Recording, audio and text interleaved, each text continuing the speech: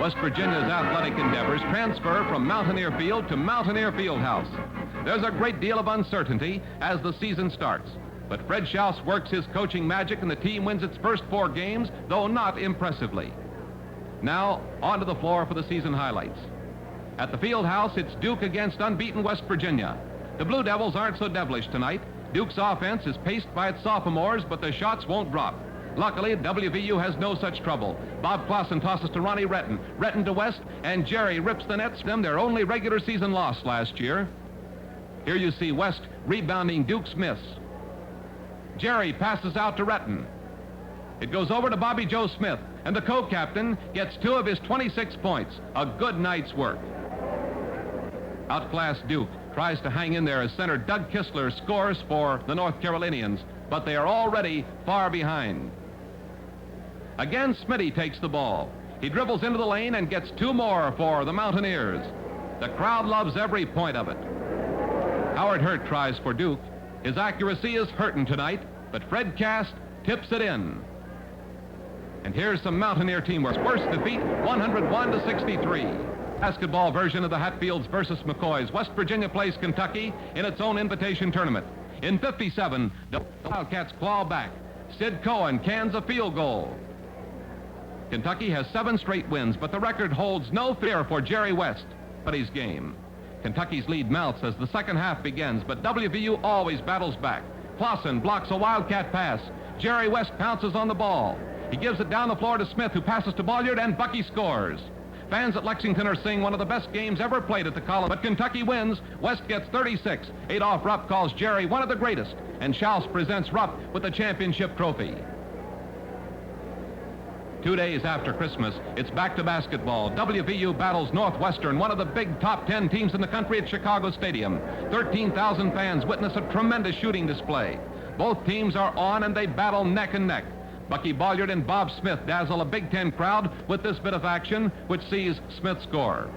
Then more of the same as Bolliard pours it on. Bucky swipes the ball, and the Aurora Borealis shines brightly as he racks up a field goal. Jerry West fouls out before the game ends in a tie. The first overtime ends with the score still tied. The torrid pace continues. Ronnie Retton races down court, spots Willie Akers, who scores. Northwestern retaliates with a long pass and a basket for the team from the Big Ten. Stadium scoring records fall in one of the year's wildest games. West Virginia tires, Northwestern scores, and it's all over. The Wildcats win 118-109 in double overtime. Watches Pitt and West Virginia engage in a nip and tuck first half duel, but the Panthers hold a 2-point lead at intermission. Then West Virginia engineers a comeback. West takes a pass from Akers, drives and scores. Pitt All-American Don Hennon, number 25, has a bad night. He gets only 13 points before fouling the game. Akers is all over the court. He passes to Bolliard. Bucky fakes beautifully, passes to Clausen, and Bob lays it in. The Panthers hang on. They work the ball around, move it to Hennon. He's having a rough time, but still displays why he's a respected ball player. West Virginia's fast break features Smith and West. Jerry gets only 16 points, but these two are executed with West's typical finesse. Defensively, Willie Akers picks the Panthers to pieces. The game gets very rough as West Virginia forges ahead. Bucky Bolliard leads the Mountaineers with 22 points in the fine floor game, such as this bounce pass to West. WVU wins it, and the ancient athletic warfare ends temporarily with a handshake.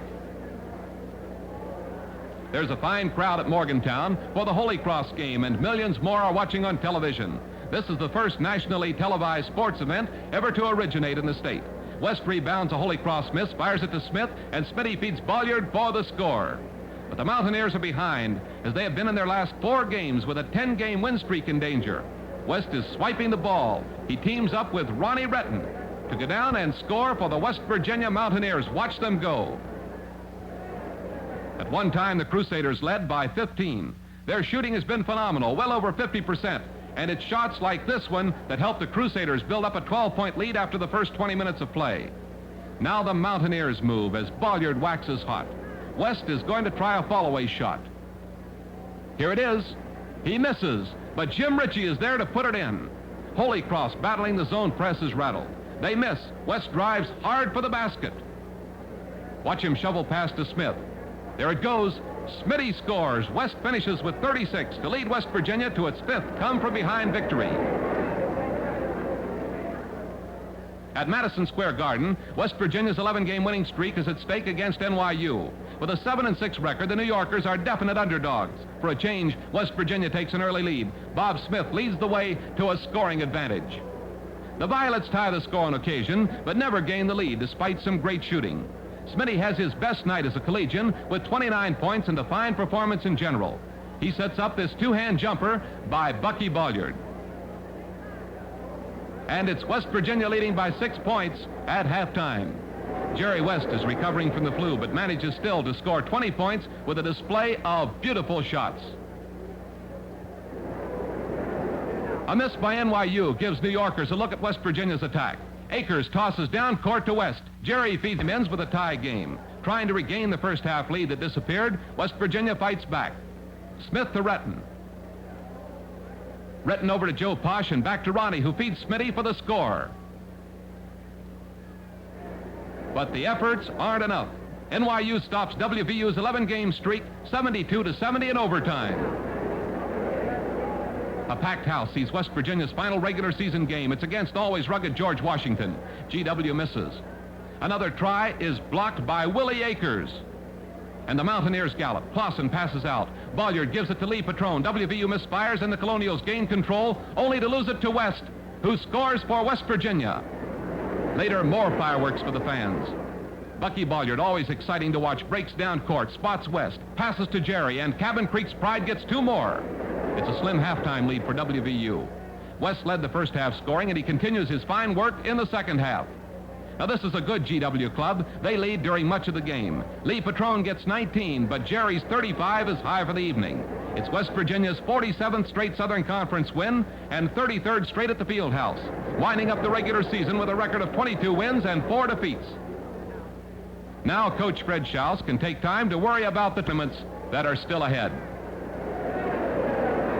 WVU will battle William and Mary Conference Tournament semifinals.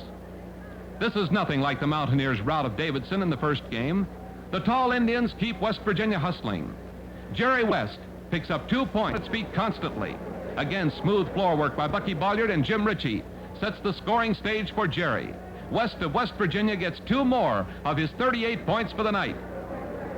The Indians have some fine players, too. One of them, Big Jeff Cohen. Here you see Cohen hitting on a real beauty.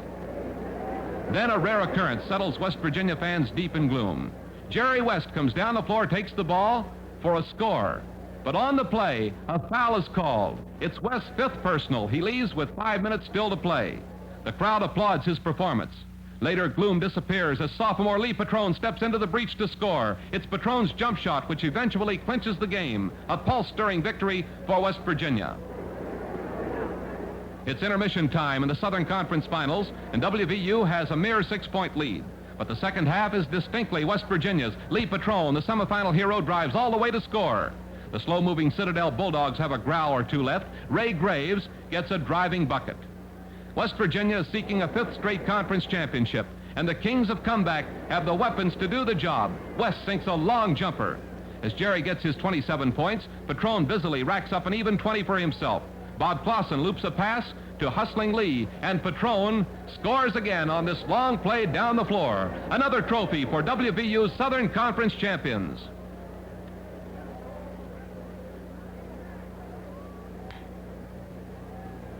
Another tournament, another final, West Virginia versus Boston U. The NCAA Eastern Regional crown is at stake at Charlotte, North Carolina, and Jerry West gets things underway with a score. The surprising Terriers knocked off Navy after the Middies had shocked North Carolina. A Mountaineer fast break shows Boston what's in store. Here it goes, and Jerry West scores again. It's another thriller for WVU fans. BU tries a fast break against West Virginia, but Bollier's sneak attack gets the ball. Bucky races back down the floor toward the basket. He passes off to Bob Smith, and Smitty hits for 2 points for West Virginia. WVU got to the finals with a miraculous comeback win over a rugged St. Joe's team from Philadelphia, and Boston looks as tough. All-American honors are being heaped on Jerry West, and here is a very good reason why. Watch Jerry. Late in the game, the underrated boys from Boston continue to make a battle of it, but they begin missing.